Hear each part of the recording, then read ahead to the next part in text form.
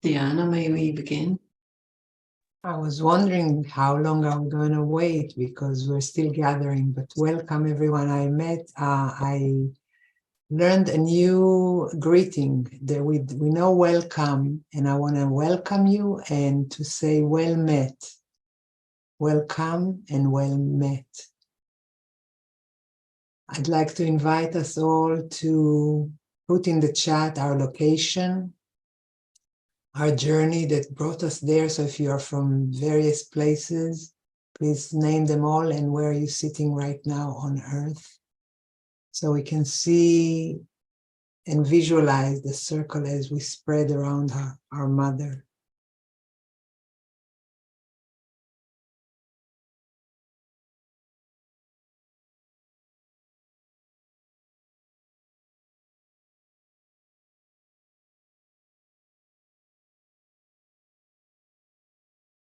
Sorry, I'm finding my sentence and I haven't read yours. Here it is.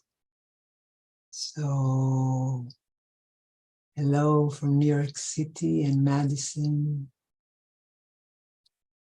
And from Homer, Alaska, we have Yael. And Aotearoa, I'm not sure that I'm pronouncing it well, but it's known also as New Zealand. St. Louis, Missouri, all the way from Portland, Oregon. Vienna, Austria. Shalom to someone who is currently in Alaska, but is from Israel. Oakland, California, we're practically neighbors. Thetis Island, British Columbia. Winston-Salem, California, Delaware, and now Vermont. Zimbabwe, and now the north of UK. Lake Geneva, Wisconsin. Vail, Colorado. Rocky Mountains. Washington, D.C., St. Louis, Missouri.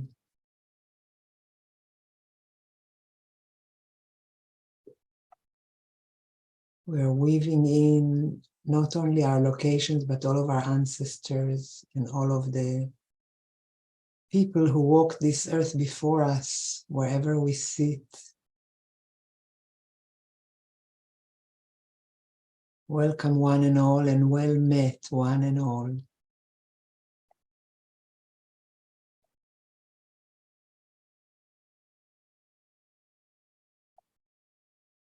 Over to you, Yael.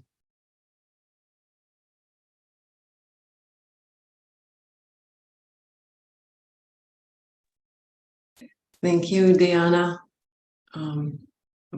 Sigurd, you were marking that you, am I coming through okay? Okay, just muted.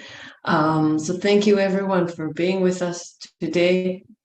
This day is not only Solstice, it is also World Peace and Prayer Day for the native peoples of Turtle Island of North America, as it was recognized by Chief Arvo Looking Horse in 1994.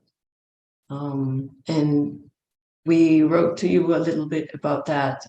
It feels that not only the light, but many things are very imbalanced. And it's interesting when Diana and I were thinking about this and kind of trying to refine the intention of this circle from conversations that we have had in ourselves and with our elders and our other selves. It seems that a lot of things are very, very imbalanced. And the prophecies of the indigenous people of Turtle Island talk about that the times will get more and more out of balance. And it's interesting that this day of complete imbalance of the light, where for our Maori wise woman, Catherine, it is the shortest day of the light, and for us in the northern hemisphere, it's the longest day of light, but for none of us, it is balanced. And in this day, we are praying for peace, and putting this intention of peace, which requires balance, because you can't have peace if someone is very strong and someone is very weak. How would there be peace, right? So we need some kind of balance. And I met Diana in first time I met her, I was in Israel. I was a single mom, and I felt the need for peace. There was another part of the conflict, a wave of the conflict. It was, I think, 2014 or 15, right after some big military thing happening again with a lot of hurt from both sides. And I felt that the womb, the feminine, holds keys for peace. And she came and she had her book translated to Arabic. So she decided to come from the Turtle Island, where she's been living for many years, to Israel, and Palestine, to our home motherland, for that. And I immediately was drawn because it was about the feminine, and it was about getting Arabs and Jews, Israelis and Palestinians together around something that we all share in common. And I got her book. Diana, can you put maybe your link to your book? It's a book about the blood, the feminine blood, that is so condemned in so many traditions, including the Jewish one, where it's considered unholy. And I felt it's very holy. And I think so does Diana, and she wrote these wonderful books. So I wanted this for my girls, for their relationship with their blood and themselves, but also as something we all share as women, where we're Palestinians or Israelis or Indians or Pakistani or, Ukrainians, Russians. We can talk about war, but our bodies no different. And so in this day, we are gathered to look at imbalance and at peace. And luckily enough, we have these amazing pillars of wisdom, these women that would help us build that. And so our request from you, from our audience, is to help us co-create this space in very deep, non-judgmental listening. And for that, we have a few guidelines that I will now read to you. These guidelines also come from not only the Turtle Island, but our Yupik elder, our late elder from here, from Alaska, Rita Blumenstein. She was the spiritual advisor to the 13 Indigenous grandmothers, the Council of 13 Indigenous Grandmothers. And so she met a lot of different Indigenous traditions around the world. And she found that it's different ways, but they all share what she called talking circles, that share these guidelines that she has gathered and put into words and handed down to us.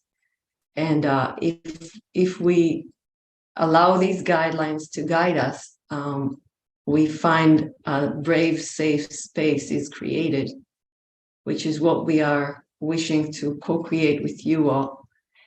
And so I will read these guidelines, and if anyone has a change, then this, at the end of the guidelines, would be the time to offer it until we reach consensus, and then we can all step into that place. So the guidelines that Elder Rita has gathered are: this is a talking circle, which means we let the circle do the talking while we are doing the listening. We need to treat it and us with respect to yourself, to other selves here in the circles, and also beyond that. Respect time and attention that are limited. Innocence, listen with innocence, like a child hearing something for the first time, even if it sounds familiar, or even if it sounds like a cliche. Try to reach a place in us where we're not judging We have no resistance. Let the story be offered alongside other stories, truth by truth, like dishes in a potluck. So you don't have to push the pasta to eat the salad. You can just choose what you take to your own plate and palate, and appreciate that others may have other needs that would nourish them. Um, stay clear of agendas and titles and flags. Listen without, thinking about what you would say or what you are going to say, without trying to do some marketing or lecturing or advising or teaching someone. But just allow ourselves to open to our other selves as they're sharing, and also to ourselves as we are sharing. Speaking without cross-talking, and we don't have to speak in order to be heard. One of our elders said in Australia, said, you don't, even if you do not speak, you will be heard. So this is more about listening. And you will see the circle does do more of the talking than individual people. There is a deeper current that we all get to feel when we tap into it. This is what we're asking to allow to happen. And truth, we only speak of what we know to be true. And what we know, and knowing in Hebrew is something as deep as the womb and very physical. Adam knew Eve, and then she became pregnant. So we are asking to tap into that knowing that doesn't come from knowledge, but through our own lived experiences, not something that we are taught or borrowed from someone else. And we don't speak on behalf of anyone else, but only each person about themselves. So even if I had a shared experience with Catherine and we were both walking and a car nearly ran over us, and maybe I thought it was really funny, I can say, in my turn, I can speak and I don't even have to mention her. I can say I was walking with a friend, a car came over, we were splattered with mud. It was so funny. It got into my nose. And then Catherine, when it's her turn, she can say, I was walking with a friend and a car came over and we nearly got run over. And it reminded me of, traumatic incident where my life was in danger. And you can see how it doesn't have to conflict. It can be completing rather than conflicting if we allow it. Just for me, like the womb, when I first got pregnant and I felt I'm hungry, but I'm nauseous. And how can this be in one body? It's something, am I going crazy? And my body said, no, you're going pregnant. So this is what we are asking for all of us to allow to happen, to have different things come together inside us. And even if it's not comfortable, expand and allow it to be. And then maybe it will create something that never existed before in us and then outside of us. These are ripen. Speak when the words in the moment has ripened. So not like what I'm doing now when I'm not exactly ripening and I'm wasting a bit of your time and attention. So again, this goes back to the respect. And sometimes we need just to breathe a little bit, or maybe we don't even need to speak because it is already gotten by the circle. So just kind of try and sense that. And at the end of the circle, we have a few minutes where we open it, the chat box, for the audience to put whatever you want to offer or share. So if we are inviting you to just experience. A lot is coming up when these wise women are opening up and sharing. So just allow yourself to be in that journey that they're going to take us all into.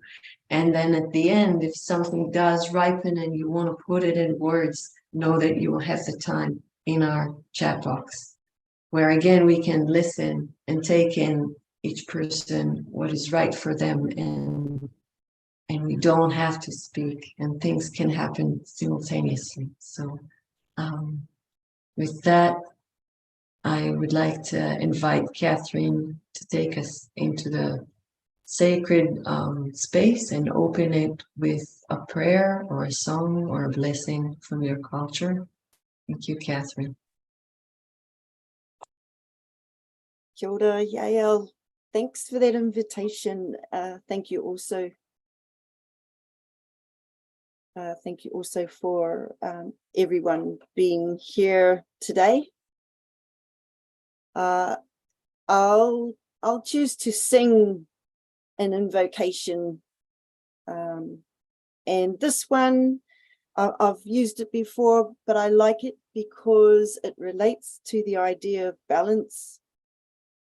It calls us to think about beauty and calmness and the care and protection of our Creator to descend upon us.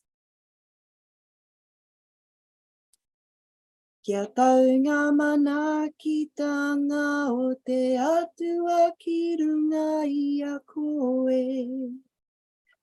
Kia noho tōna rangi mai e. Kei rau nā tōna tahua. Kia whakamahana tōna kau. Inaya nei mo ake tonu atu. Inaya nei mo ake tonu atu. Ake, ake, ake.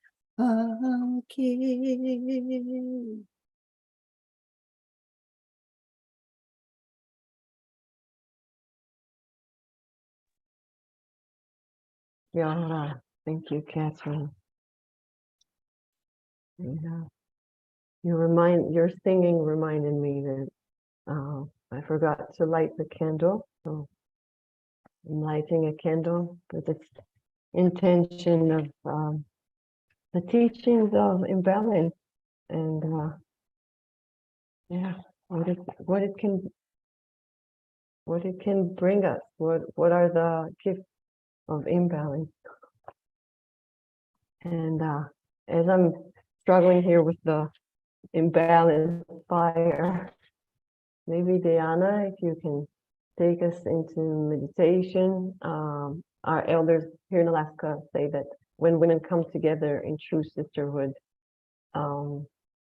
then connect with the wombs inside them and around them, then true healing can begin and something truly new can emerge into the world, something bigger than the individual, because this is like a bigger womb. So the first step is to connect us to the womb inside us, those who have it, and around us, those who've ever been in one. If you've ever been in one, Diana will help us connect to that place. Please, Diana. Thank you. I will also begin with igniting a spark in honor of the light and the darkness and the dance between them that is ever continuing. So inviting us to close our eyes and to place our hands on our heart and to connect for a moment to the heartbeat of ourselves and of our Mother Earth.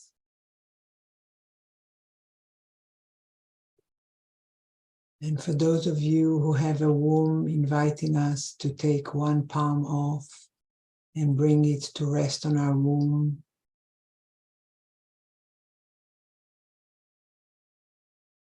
And first of all, to check in, to say hello to our heart and our womb in this moment.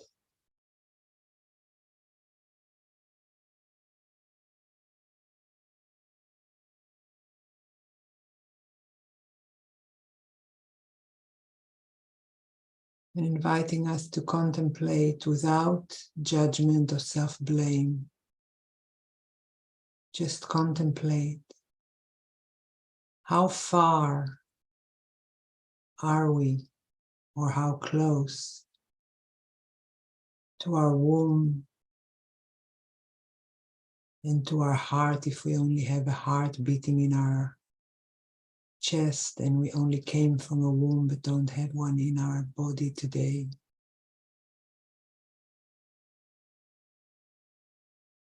How far are we from our womb wisdom, or how close?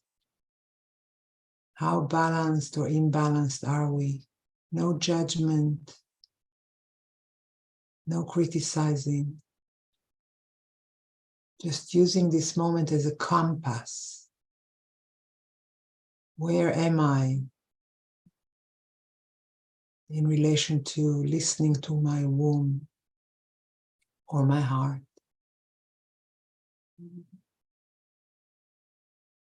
Where would I like to be? Where am I in relation to caring for my womb or my heart? How balanced or imbalanced I feel my womb care, my heart care.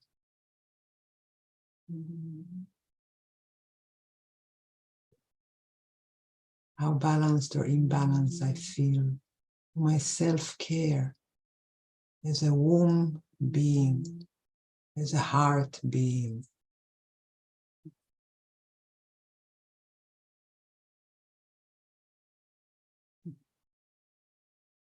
And realizing that the dance of balance and imbalance is an ever circling one,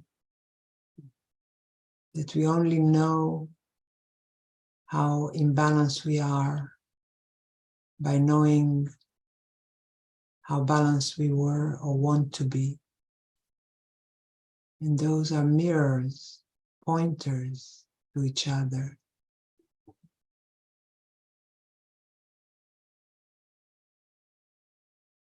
And from where we found that we are, in the distance that we found that we are from our womb care, heart care, from that place, tuning into our womb, our heart,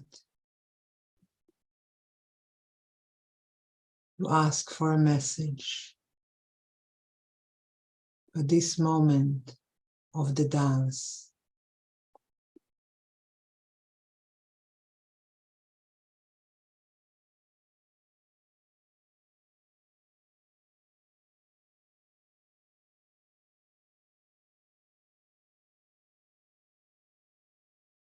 Allowing the first words or images or impulses that come to be the right one. No need to second guess or fix or change.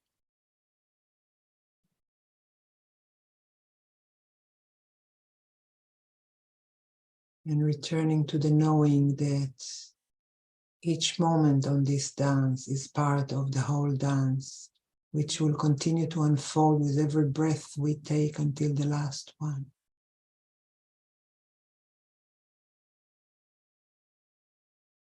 Honoring our heart and our wombs for being part of this spiral dance,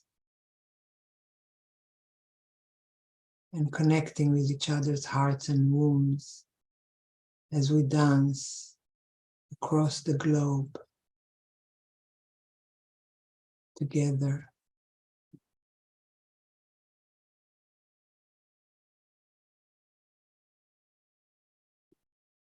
And with our eyes closed, beginning to return into the consciousness of this moment, into the sensation of our body in the seat where we are, in our place on earth, envisioning our surrounding, envisioning the circle, the screen with each other's faces, the flames that burn inside of us and out on our altars.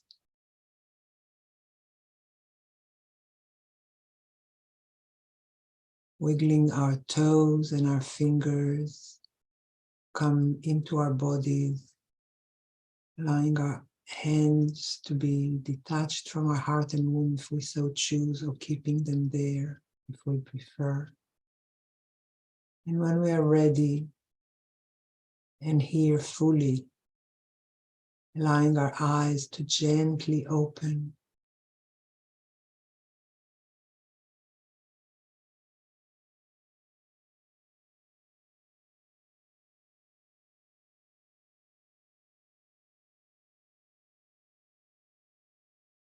Welcome back.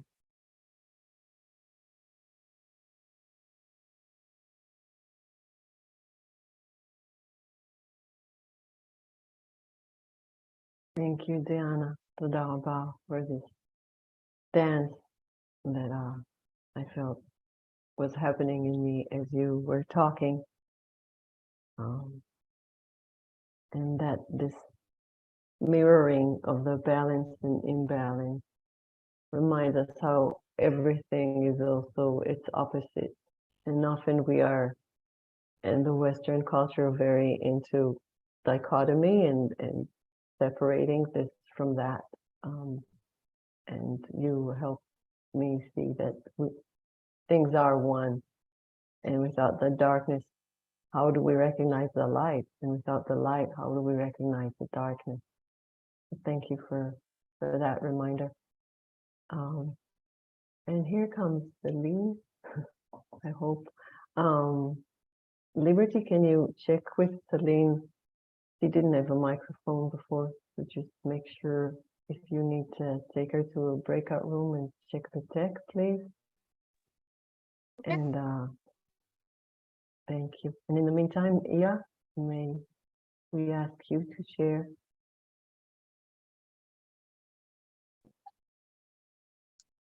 Are you calling?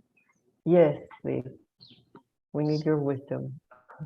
So what did you asked me to come in or what? I didn't try. Yes. Mm.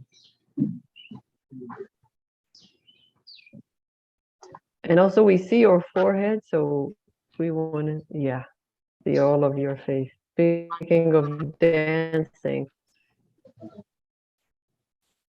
here is one of the most beautiful dancers I know.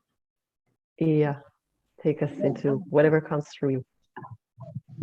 What came to me is to be in all of these different, this whole beginning, and to remember that in a story told to me by my teachers is that this was a period of time in when we was in community, we came to these cycles, changing cycles. In the summertime, it would be the time that the shaman or the teachers would gather and they would do an oracle to read us forward into this year.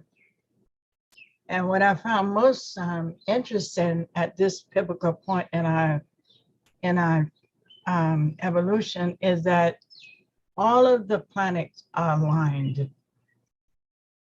We are at home in all of the planets, which means that we individually are at home in our planet and our elemental spirit, and the one that we were perhaps born into. And what came to me, if we could just start to take ourselves into those elemental pieces and travel back into our own spaces and time, allow ourselves to travel from the beginning of our birth and just start to feel into that birth and allow yourself to dip down through that birth and take us a moment to just travel back into that birth and see yourself, how you came onto the earth. Just sort of pull that back in. I'd like for us to take a slow journey. Do I have a time period here, Yoel? Can I have take me about maybe 5 minutes, maybe? You have 10. Okay. So let's just kind of center ourselves and see if we can go back and enter into that birth room or that place of birth and feel into that place of birth. See who is there at your birthing. Just feel into that. Was there a welcoming community to welcome you into the beginning of this journey you call life? Who's there? Just feel around and see who is at that place of birth. And if you can't recall it, if it conjures up some disturbance, allow yourself to be with that and allow that to be there and just hold it. Hold that peace as it emerges. And take yourself out from that birthing place and maybe into your first year. Just feel into that. Feel that cycle. Feel where you were. Until you can come into, all the way into that seventh period. Like you walk in, you leave in your first birth, say your birth is in that eastern element. And now you're moving into this place of this child, this cycle of your childhood, your adolescent, and just visit in that space and see what's there. What things got transitioned? What questions came up for you? What didn't get answered for you? Or did get answered? And see if you can just hold your hand out like you collected all of these pieces and now you putting them in this basket and you just dropping them in and just allowing them to be there and allow yourself to come on through your southern, that south lens where we step into that young adult life and we go in through that time and we began this journey into our own life, taking on our own personal development, our own personal life. And just see if you can come into the adulthood all the way up through and say you drop down into the western part of that life and sink into that deeper knowingness, that intuitive part of yourself. Because you had some life, now you can come in and you gather those pieces together and bring them together. I'm told that that's where we began to collect our wisdom, sort of standing in between that adult and that place that we shifting to go into our elder life. So see if you can gather those pieces. And now come all the way back up to your northern hemisphere, where everything comes together again. And as we stand in these portal alignments, we know that this is an opportunity for us to gather all of our experiences together and bring them together and look at what is ascended here. What wisdom do you have now to offer this inner part of yourself? And what's missing in this wisdom basket? Or what things you need to turn around and hold up to the light and maybe take a sift through them and look at what ones you want to take out, what one you want to take with you. What do you want to rebirth at this time? What do you want to give birth to? If all of these pieces that you've gone around this wheel and you look at your life and there are things out of place, since we're standing between these two poles in this solstice time of birth and rebirth, a time we can harvest in the southern hemisphere, and in the northern hemisphere, we can look at what it is that we want to reshuffle and rebirth in our lives. And this may be what we want to take with us in this time and sit with this until in some time in July or August, and just work with these pieces and allow ourselves to go back and look at what it is that we want to bring into this field today, and what things that we want to shape in this womb time, in this larger womb, which we call Mother Earth. How do we as a collective body want to round and shape this new birth on this earth? Because we all are in this collective womb now, and we have an opportunity to go in, and those things that didn't work out in that first cycle around in that body, we can go back and correct them and bring them back into this field and offer them as a collective way of being on this earth and in creation. We can stand in this hoop today and we can envision what it is we want to give birth to collectively, or what we want to shine with. We can determine where we want to be. Some of us may just be beginning, but that's okay. There's no judgments here. Some of us may just be waking up. That's okay. There are no judgments here. At whatever place we are in this transitory period of our life, allow it to be and welcome it, and know that all of that life that went forth also was there it gave you something.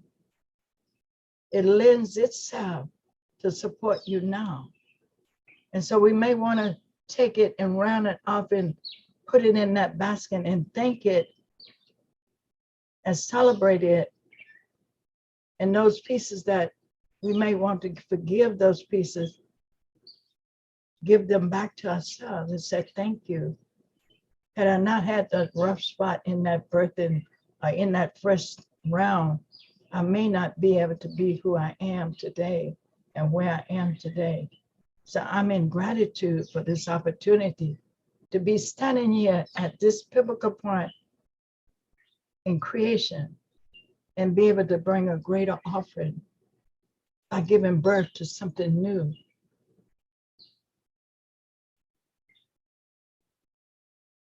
Something beautiful. Allow yourself to hold that and take it with you. And let's work those pieces in shaping this collective womb space. And so it be. And you feel comfortable, come back into the room. Be gentle with yourselves. Whatever you do, be gentle with yourself. Thank you.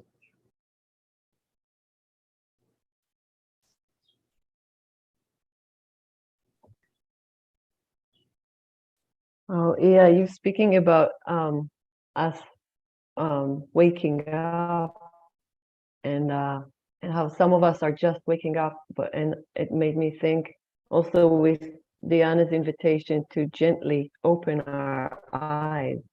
Often we're told to gently close our eyes, but how often do we remember to be gentle when we wake up, when we open our eyes? And so I was reminded of how scary it is sometimes for us as kids, or sometimes even today when I have a really good day, I don't want to go to sleep. I want to stay awakened. But then we have to go to sleep, and how scary it is to let go and possibly lose that basket with everything that we've managed together. And in the Jewish culture, we have the story, about the days of creation, and I think it's in the Talmud. We have a story about the first night in the Garden of Eden, and how scary it was for Adam to close his eyes and go to sleep, and everything went dark, and he thought all of this beautiful creation that he experienced for one day, because he was created at the end of creation after all the animals and plants and the land and the waters, everything was already done. And then when humanity came in, and then suddenly night comes and everything seems to just shut down and go away, maybe forever, because how was he to know that there's going to be a tomorrow? He's never experienced a tomorrow. And I think that fear is something that we all often carry. And sometimes we have new experiences and it's harder to know what's coming. And that's where I feel it's important to have elders to remind us, their experience and what they know, and a part of us knows, but maybe doesn't fully trust yet. And they can remind us of that and everything that they are carrying from former generations. And maybe we can carry forward to the next generation. And so I would like to call someone from another culture who is maybe most possibly more things that we will find new. And Celine, if you are there with us, Celine is joining from Peru, so the internet is a bit unstable, so bear with us. Celine, can you unmute?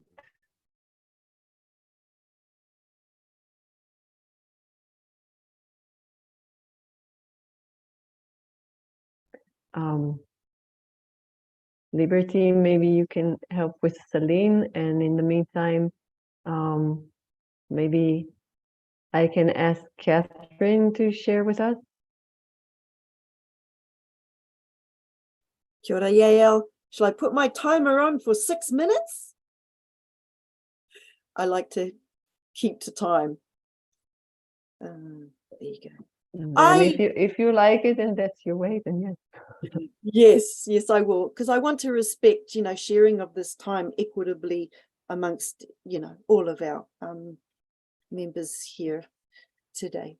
I really appreciated, Ia, that journey you took us through. I thought about moments, pivotal moments that shaped me. Example. So I've had a hypnosis session one time in which I was taken back to the womb. The scenario was my parents were arguing about money, and it was quite a violent argument about money. Fast forwarding, I feel like throughout my life, I've had a resistance to accumulating money, that residual kind of stigma. Some of us attached to money. Money's bad, money's evil, it creates conflict. It's all it can do, money, it's bad.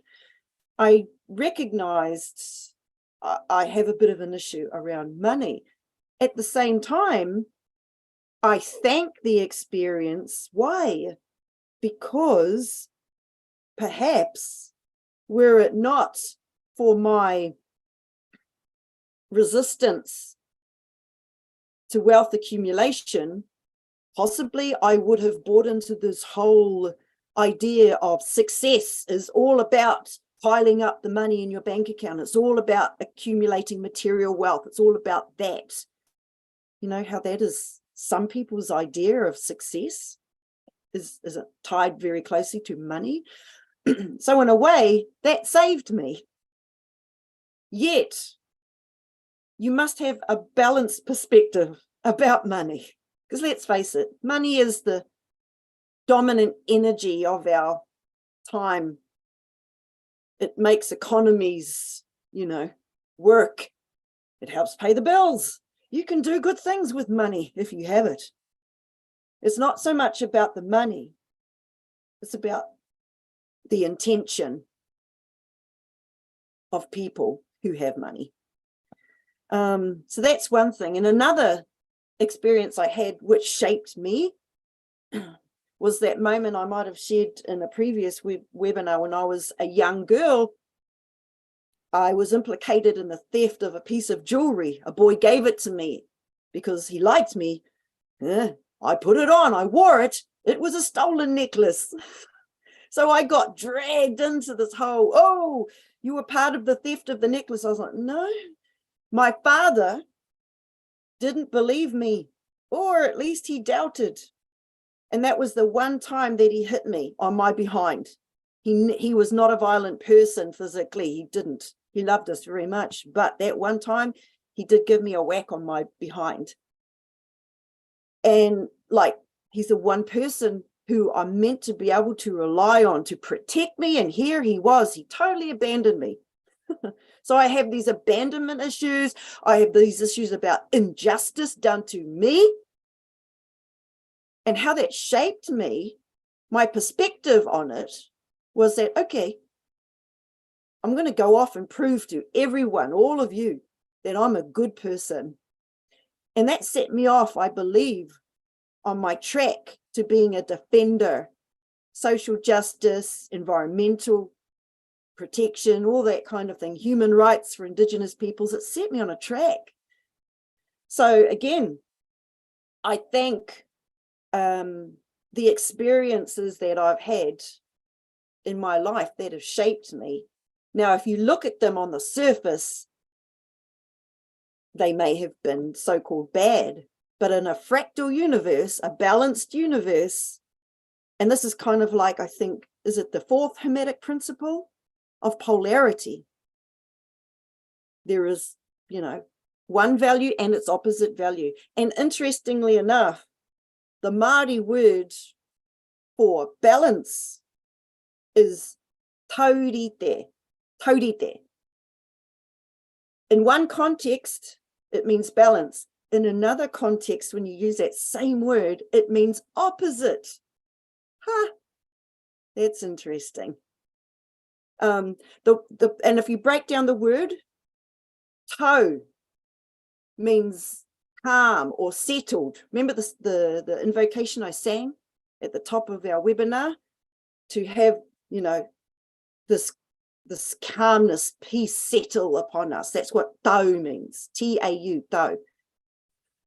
And rite has this word in it, ri. Ri means energy. It references energy, cosmic primordial energy. And you often find that in words for emotions. Hari means happy. Riri means angry. Hauri means sad. And the word hihiri, which also means cosmic energy, in another context, hihiri means desire. So there's so much more. I could break down the word taurite for us, but the question is, what can we learn from imbalance? Well, I always look to our, you know, Māori language to understand the wisdom of a concept. Look at balance, consider its opposite, imbalance, and if we want to find healing, the flags, the signals, the hints, you know, the advice, the compass is in the language. It's in the language. So I will leave it there. I think that's my 6 minutes is up or near up. But thank you so much, Ia, for that journey. It was very enlightening. Oh, and I'll just finish off with this morning. I drew a couple of cards from my deck. And the first one is, I don't know if you can see, denial, which I also think of like resistance, you know, what you resist. And the second one was healing. So, you know, fractal universe, balance, the things that you resist, that you deny in your life, if you just look at them, reflect on them, meditate on them, explore them a bit, you can get some healing for yourself from that, I believe. Yeah. So thank you very much.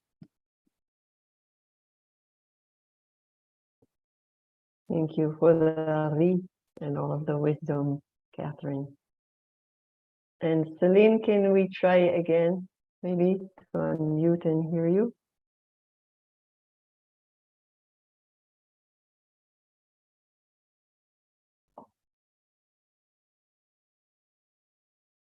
I think we lost her. I don't see her here anymore. Yeah, I think she's got disconnected. So, Jeannie, may I ask you for your whatever is coming through you? Thank you. Thank you all for sharing this connection, sharing this question, sharing this journey that we've just been taken on. As I feel into the question of balance and imbalance, I ask, from whose perspective? From whose perspective is it balance or imbalance, right? You know, if you're one little cell in my heart, or in your heart too, you know, here comes the atrium, here comes the ventricle. Oh my gosh, what are they doing? But if you're the whole heart, you go, it's rhythm. It's what they're supposed to do, right? Or if you look at it, you know, the summer solstice, the winter solstice, as Yael was laying out for us so beautifully, a time of balance, imbalance in light and dark. And yet, if you look at it from the point of view of one day, you go, oh, there's way too much of one of these or the other, or there's a lot of one or the other. But from the whole season, you go, perfect, perfect. Like poles of a battery. That's how the energy flows, right? That's how the energy flows. So the difference creates the cycles. And depending on our perspective, we can see something happening that looks very good or very bad. I bet if your experience matched mine on the journey that Ia took us through, Elder Ia, that you could feel into moments in your life that brought happy emotion and some that brought sad emotion and difficulty and good, right? You felt different things come up as different experiences. And yet, if you're the whole picture, as she said, invited into the tent, you go like, perfect, right? It had all of that stuff, that whole mix. So how big can we be? What imbalance calls to me, if I feel out of balance, then I'm too small. I'm too small. It means my perspective is too limited. It's like I say to people, you know, if you think you're the leaf, fall is a really depressing time of the year. But if you know you're the whole tree, right? Hey, it's just another season. So if something is throwing me off, it's driving me deeper. It's driving me deeper to be bigger, to be the umbilicus of the universe. It's driving me to that place. And I love that we have a model of it, you know, in what Catherine called our fractal universe, right here, right now, of how we're all connected. So how many different perspectives we bring together, even right now, and through all of our connections, right? There's no single perspective. How wonderful. And just keep expanding that.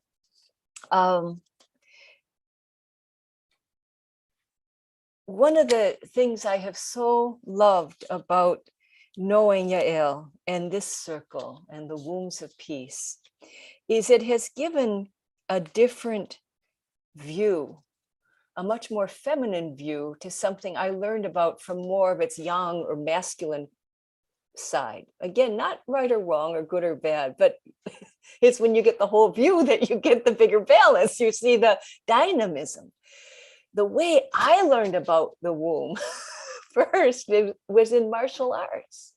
It was called hara, H-A-R-A, Japanese word, hara. It's the center of power in the martial arts. We cultivated it very intentionally in breath, and it called one point in Aikido or Tantien in Tai Chi, but it's where the power is. So you learn very early on that if you just like throw a little wimpy punch from your shoulder, hey, that doesn't do anything. But when the hara engages, like, bah!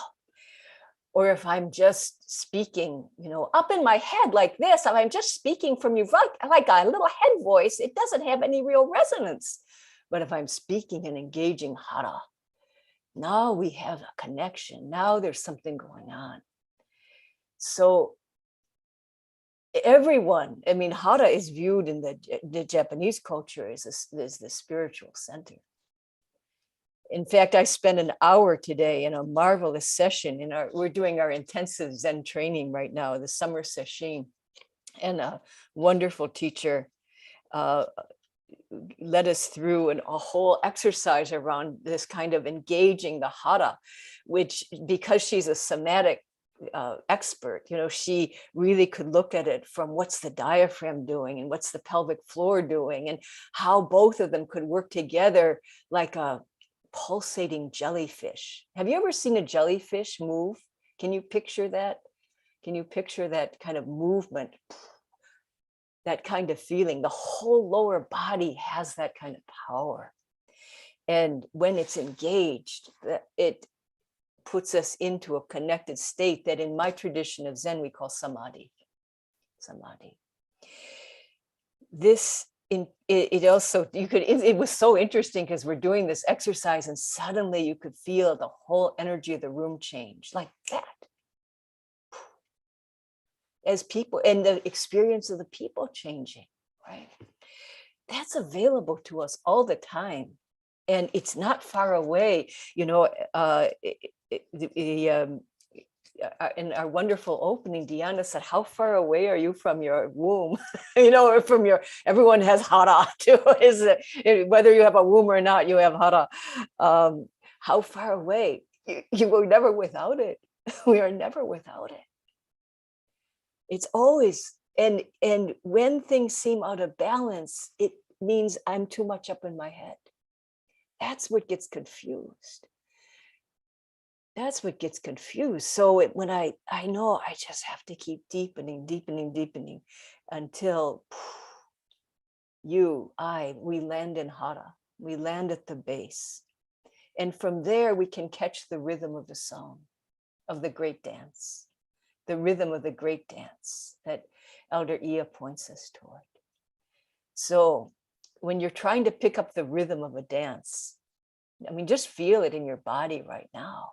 Feel it in the truth of your own body. How do you pick up that rhythm? It's not by doing, a Fourier analysis in your head. No, you just feel it, right? And when each pulse hits, again, it's just like your heart. There's a balance of beat, no beat, beat, no beat. There's a balance going on. And balance is not flat, nothing happening. Balance is dynamic. Something's always happening. Boom, boom, something's always happening. And if I'm afraid of what's happening, then again, my message to myself is, Ginny, your perspective's too small. You have to drop deeper until you're holding the whole picture. And from the whole picture, you'll find the peace.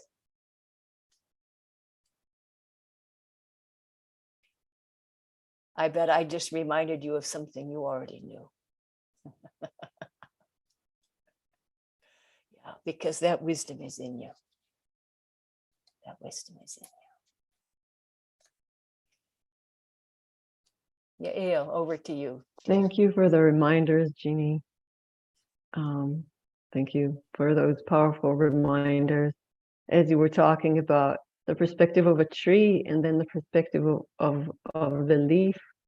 And Catherine was talking about money.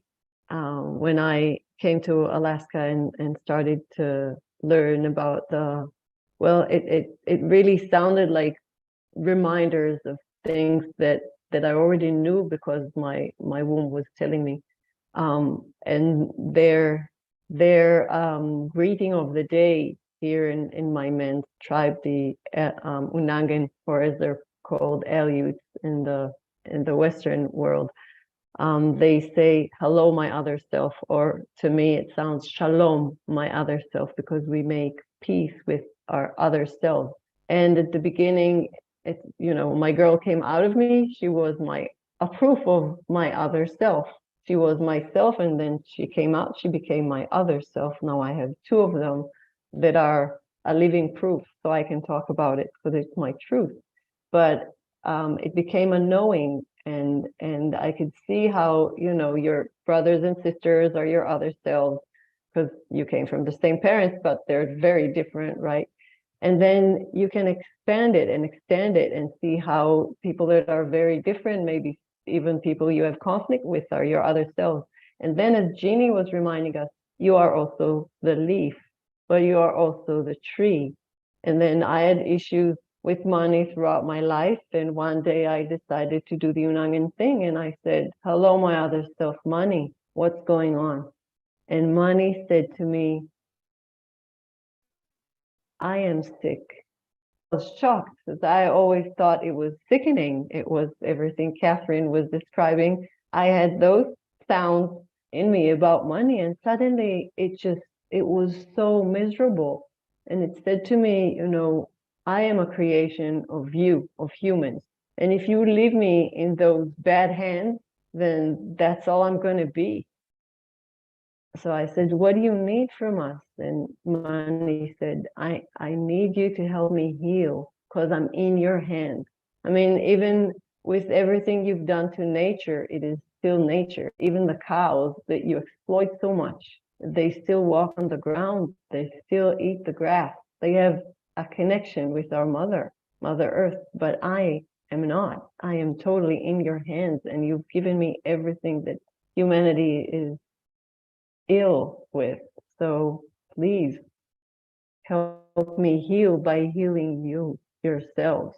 And I started, I won't get into it because it's a whole journey, but I just started making sure that my money goes to people and things that I want to nourish, and for it to carry the intention of good things. When I give money, I'm giving a piece of myself, and I'm sure it's to people I want to give it to. And I stopped, you know, getting myself into having to pay places or people or services that I don't like.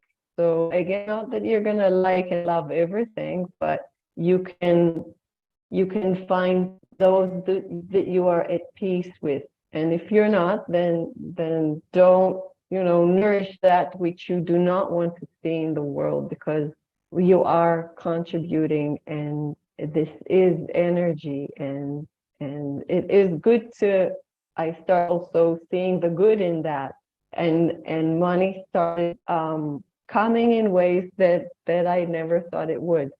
So I'm inviting all of us to dance that dance, to look at things that may feel very imbalanced, very disturbing, and see what it is that as our elders were reminding us, how can we go there with some compassion and gentleness and see what needs to be healed in us in regards to that.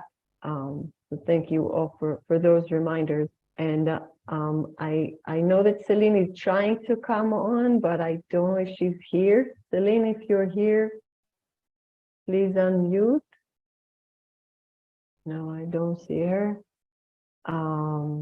Liberty, if you can try WhatsApp to see if you can help her. And in the meantime, Diana, if I can ask you to share what's coming for you after listening to everything that's been spoken in the talking circle, sharing circle. Thank you for all that was spoken. A lot stayed with me, and for just now I'll say the leaf and the tree are definitely something that I'm taking with me.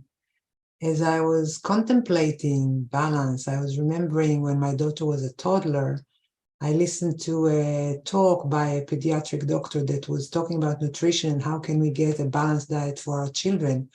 And she said, if we put, I'm going to change my view because I like to see you all when I talk to you, not myself. So she said, when we can put all fruit and vegetables and chocolate and rice and protein and all foods on the table every day for our children, young children, to take whatever they want. And all the parents are biting their nails, really. And she said for a day and 2 and 3, maybe until the 4th day, they'll go for the chocolate. At some point, they'll get sick of it. And if you allow them to find their own rhythm, their own balance over time, over a week or two, they will eat a complete balanced diet. They may have 3 days of protein and they go 5 days of chocolate and they go then to a carb. But one of the things that it brings to us is that balance is an over time gesture. It's not a momentarily fraction. And that's what we're seeing with, I'm seeing Catherine being bundled with a hat and gloves, and it's the middle of winter there. And I'm seeing us in the Northern Hemisphere with spaghetti straps. And overall, we're balanced.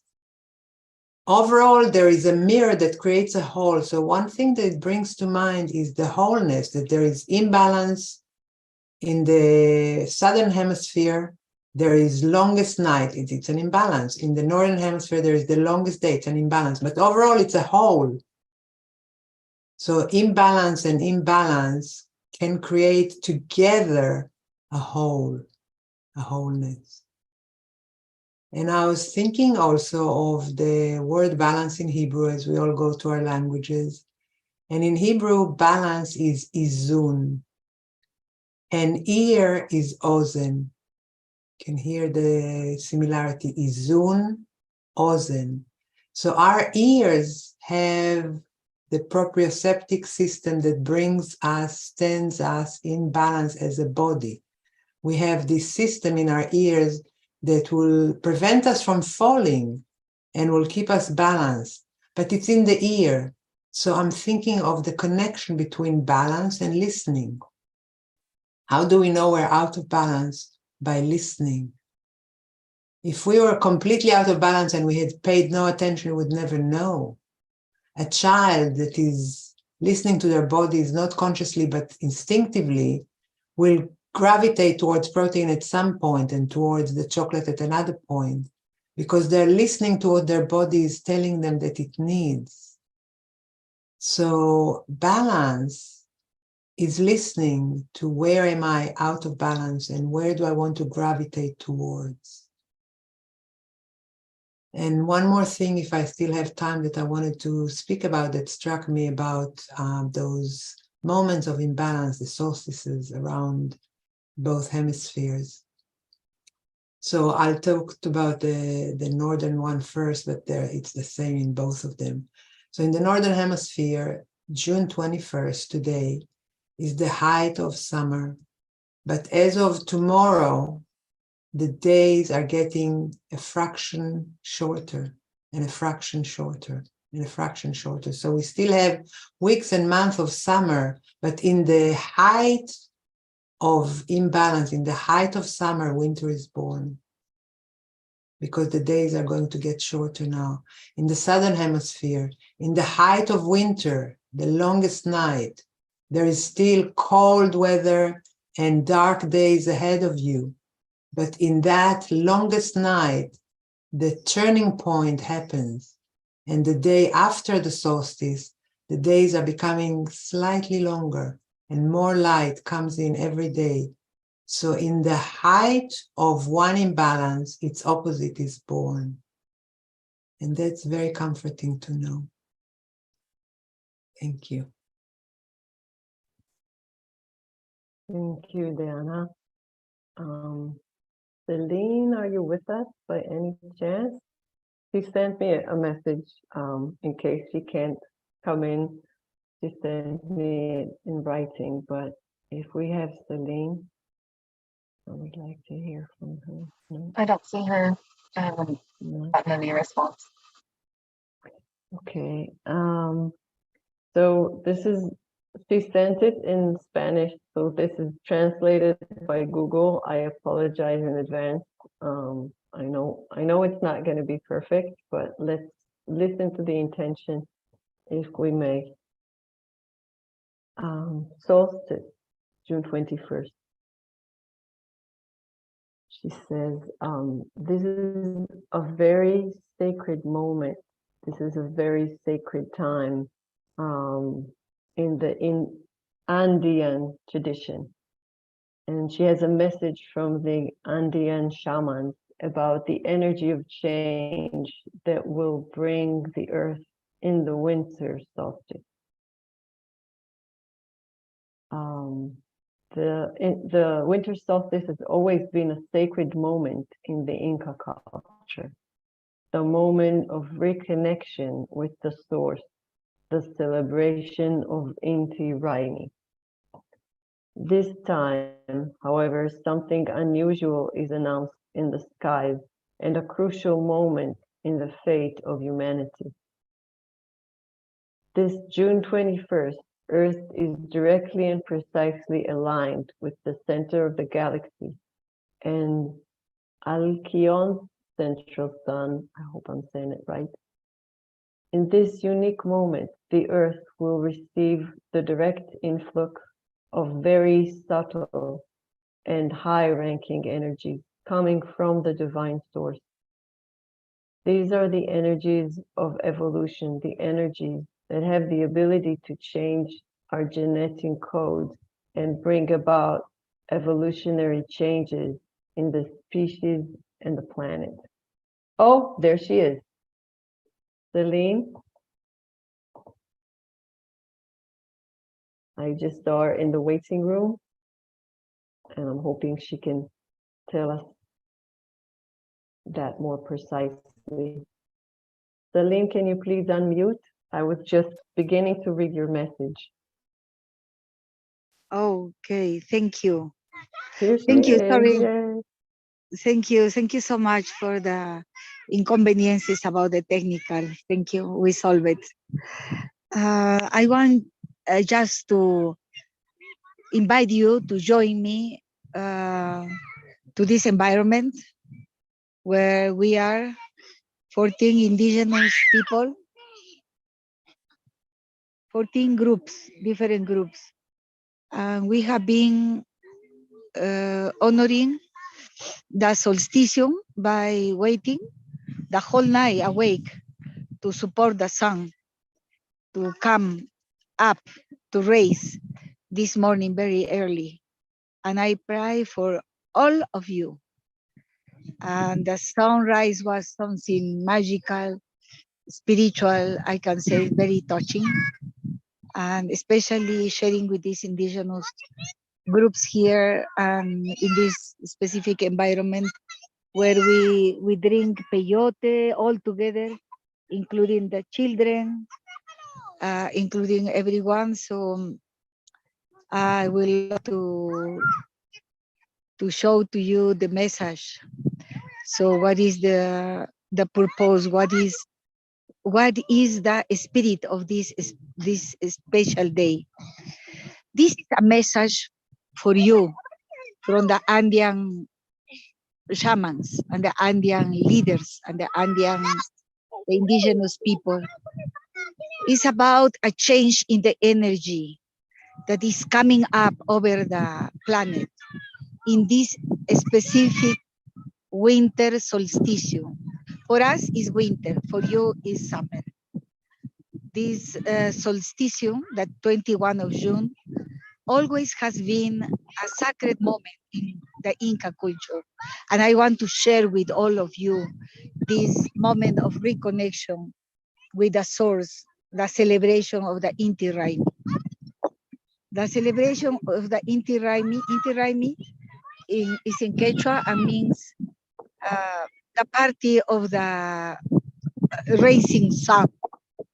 This time is announced something unusual in the stars, in the sky, and I want to share with you. It's a crucial moment in the humanity destiny. This 21 of June, today, the Earth is directly and exactly aligned precisely with the center of our own galaxy, and the sun is central to Alcyone. In this unique moment, the planet will receive the direct influx of energies, very subtle, like the feminine energy, but of a very elevated range and vibration of light, is very propitiatory and specific, is very good to maintain the harmony in our interior, in our itself, and try to be more self-confident. So this self-confidence is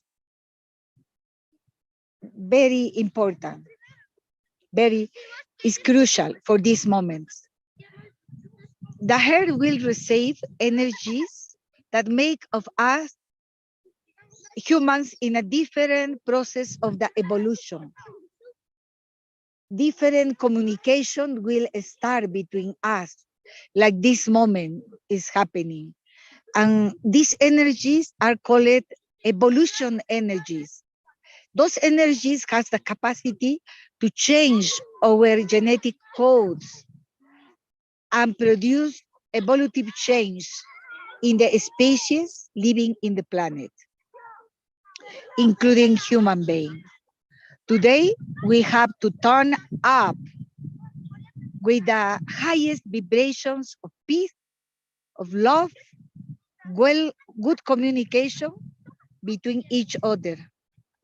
And it's very important to realize that a glorious future for the human being is waiting for us. Decolonizing our inner selves is the beginning. The indigenous people from around the world know this is happening today. The divinity knows this is happening today. Our elders, our biggest brothers, people from other races, people from other cultures, indigenous people from around the world are synchronizing with this moment. And we are reuniting all the guardians, the elders of the tradition, specifically the indigenous tradition of our ancestral lineages, and tuning up in praying.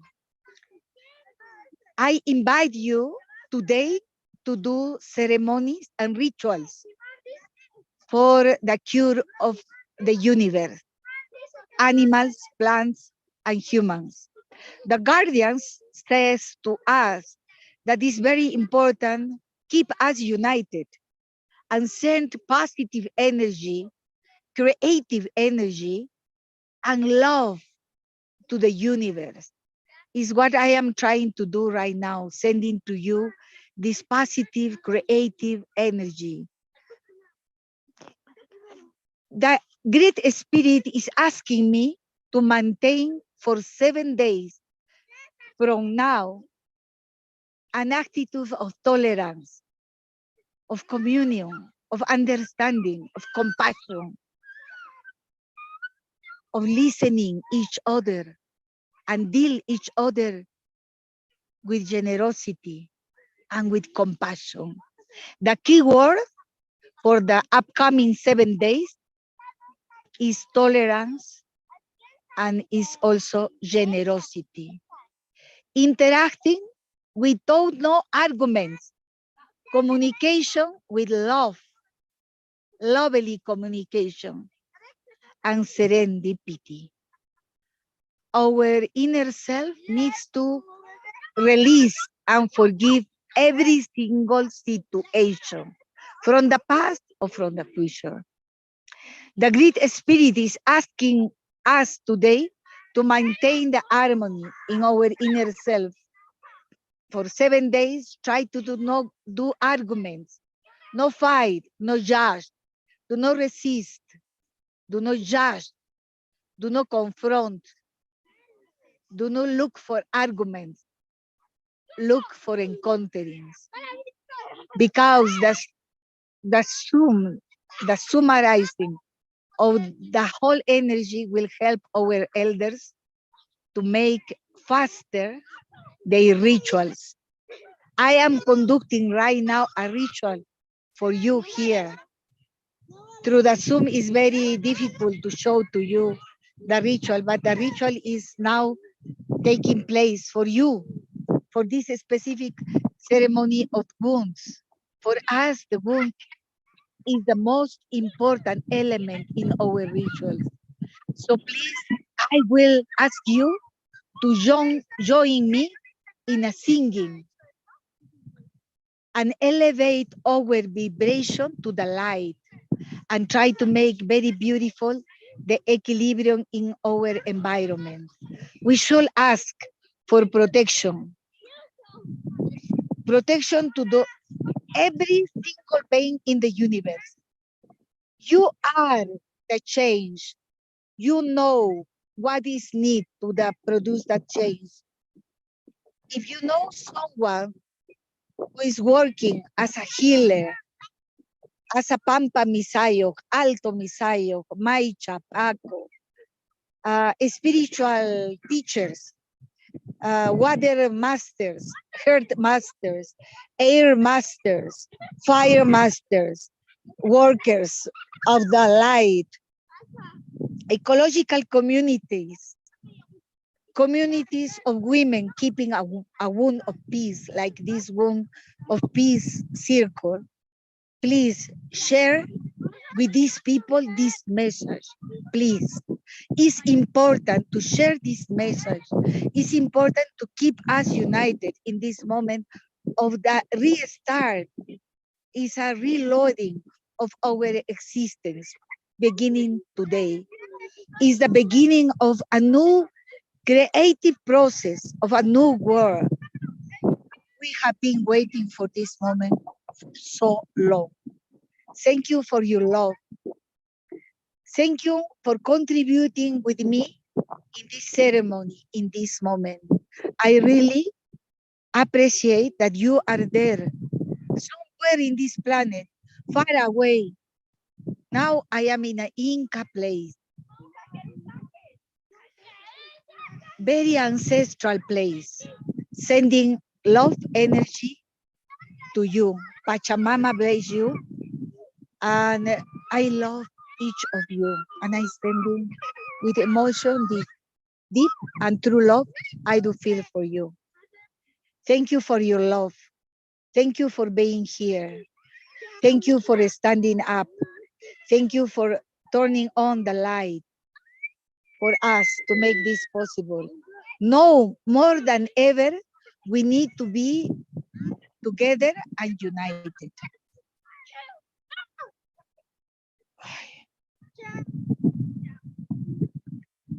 Now I will invite you to take 3 deep breaths through your nose. If the nose is for any reason closed, you can use the mouth. But use 3 deep breathing.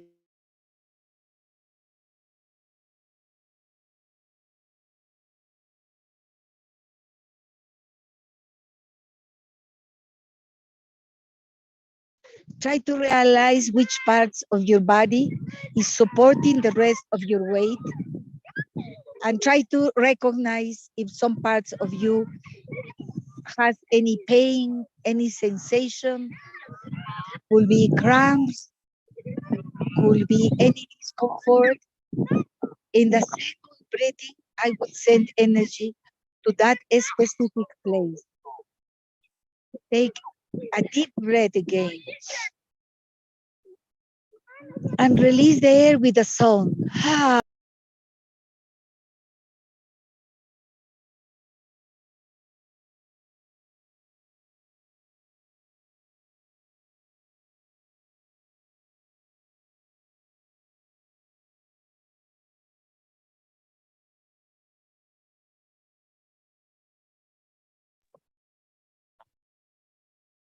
We lost Celine again.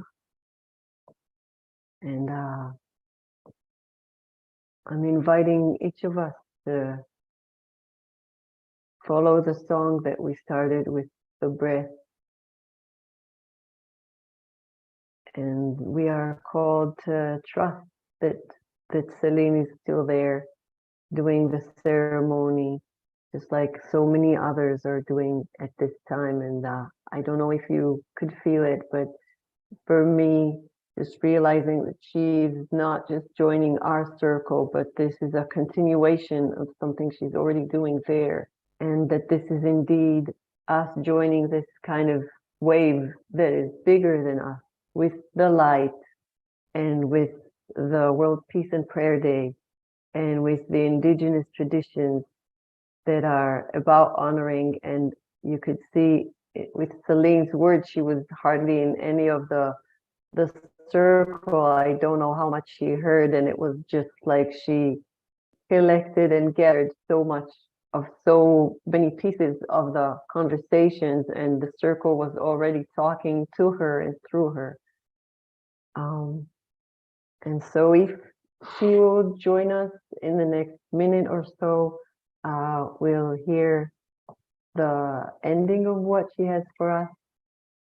So let's take one more minute, and if not, then we will open the chat box for the audience offering.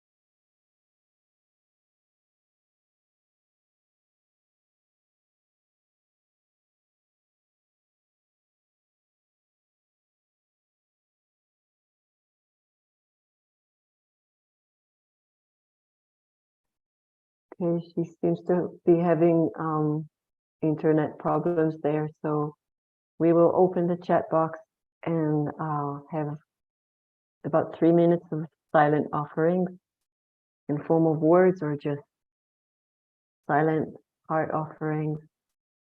And then Ia will take us into the ending blessing. Okay, Ia? Okay, so 3 minutes. Thank you.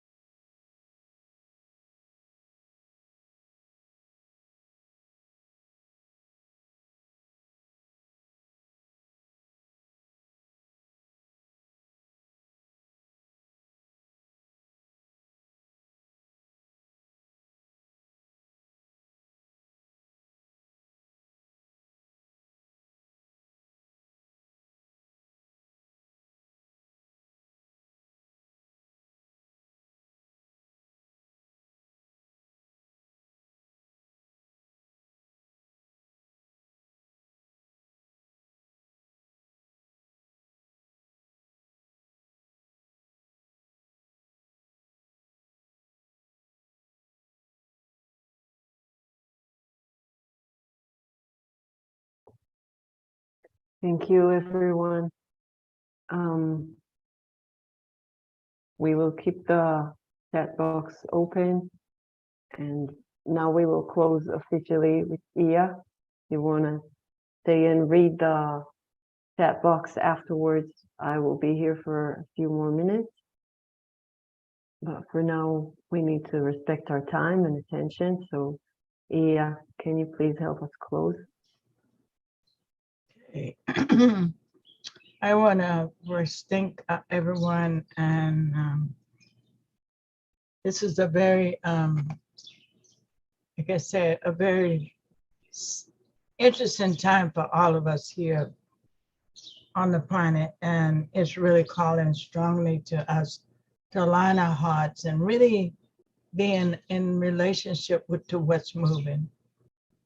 And one of the things I'd like to leave us with is just tuning into and listening to that place that's inside, that wanting to give birth to something new, or wanting to release itself, redeem itself. And those are most difficult places. I listen to Catherine, if I may, and I hear if we could listen to that womb where we came into the earth, because so much of what we've learned in that program is being disturbed and crumbling. And we may not be ready to give voice to it, but to know that that old foundation is crumbling and being able to allow it to crumble and to think it, because have we not had that old foundation, we may not be able to stand right here and give voice to this new dispensation, this new rising earth form to come together, a collective body of womb mothers. So I am so grateful for the space that we're in. So as we close, we want to give thanks to all of those elements that have showed up to help us. We want to give thanks to the wind and appreciate the wind in its role that it plays in our lives, and listen to the wind, listen to how it moves through our being. And we thank you, wind. We want to listen to the water that comes from that deep knowingness, the water that we carried. We all carry out of all the elements, the most powerful element is water. We all carry the water. The mothers, we carry this water. We know in this water is the birth. So we want some gratitude to water. We thank you, water. We want to thank all the elements. We want to thank the northern element, where some say the ascendant masters and our ancestors live in that northern element.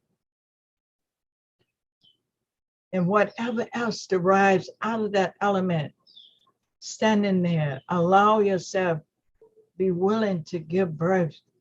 Thank you, ascendant energy, ancestor spirit, for being here to guide us today. We want to give deep down into our southern, into that south hemisphere, where we meet that young adolescent part of ourselves that may still need some nurturing. It may still need to be recognized that it's still there. And we want to thank it and bless it. And if it needs some healing, we want to go back and heal you. And we want to gather all of this into the central container, Mother Earth, the Earth Mother. And we want to see ourselves standing around this mother and see this connected womb, and see all of us connected toe to toe, arm to arm, shoulder to shoulder. And we are all connected in this womb because you, mother, you take care of all of us indiscriminately. You do not. You teach us how to be in right relationship with you and with each other. We thank you, Mother. And we're ever grateful. But it's time to come together with each other in sacred ceremony. And I share, and I share, I share. Reach your arms out and hug. Touch each person around the circle. Feel their energy. Bring that energy in. And take that energy and now wrap yourself around. Just put your hands across your shoulders, each shoulder, and give thanks to yourself for showing up and being willing to take this step to create a new earth, a new way of being, and so it be. Ashe.